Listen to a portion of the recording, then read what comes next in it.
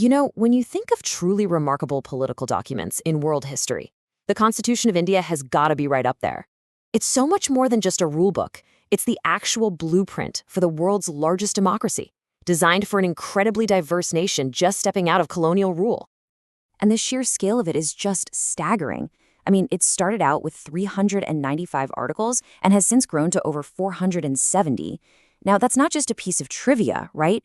It tells you right away that this is a living, breathing document. And there's a reason it's the longest written constitution on the planet.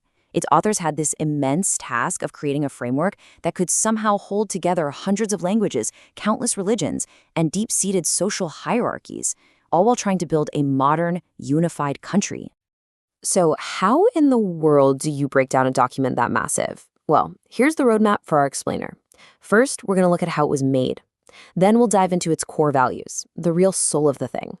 After that, we'll check out the machinery of government, see how power is shared, and finally, figure out what makes this blueprint so incredibly durable.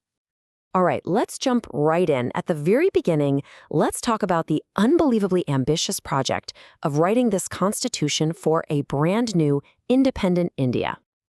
And believe me, this was no small task. This whole process took nearly 3 years of pretty intense debate and discussion.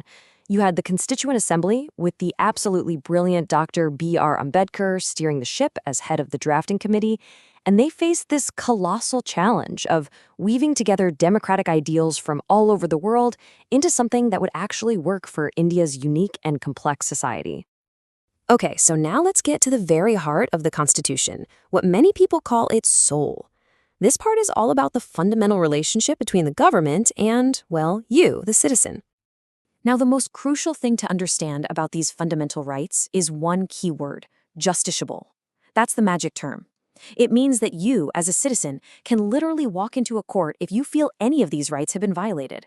So your freedom of speech, your right to equality, these aren't just suggestions, they have real legal teeth.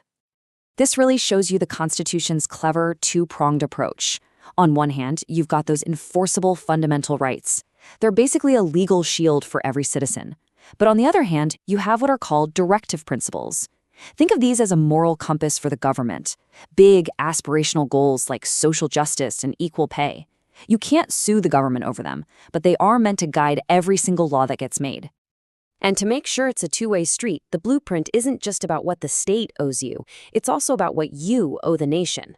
These fundamental duties came along a bit later, and they were added to create a sense of balance, reminding citizens that they have a role to play in protecting the country's integrity and its environment. So, the blueprint lays out these amazing rights and principles, but how does it actually build the machinery of government to protect them? And maybe more importantly, how does it make sure that no one person or group gets too powerful? Well, the answer is a classic for a reason: the separation of powers. Think about it like a game. The legislature writes the rules. The executive is the team on the field, actually playing the game and putting the rules into action. And the judiciary? They're the ultimate referee, making sure everybody plays fair.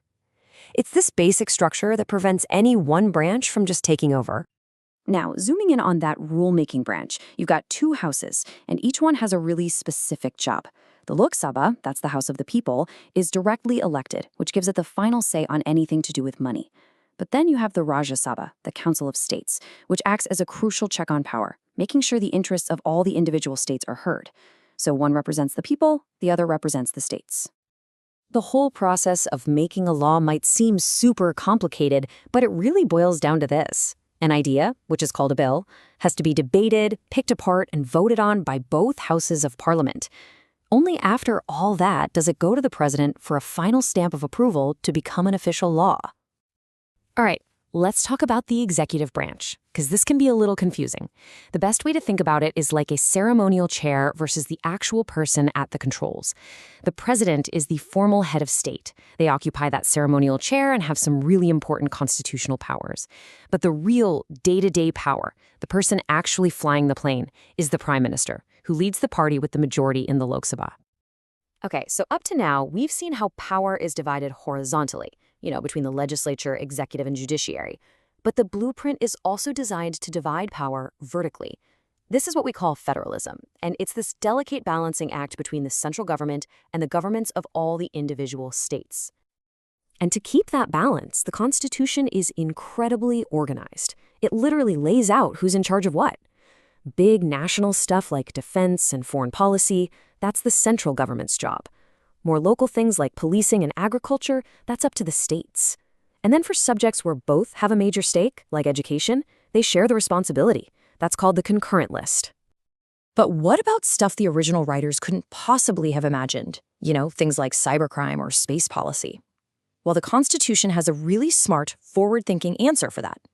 It gives the central government what are called residuary powers to make laws on anything that's not explicitly mentioned on those lists. It's a way of future-proofing the blueprint. Which brings us to our final big question. What is it that makes this document, which is nearly 75 years old, so incredibly resilient?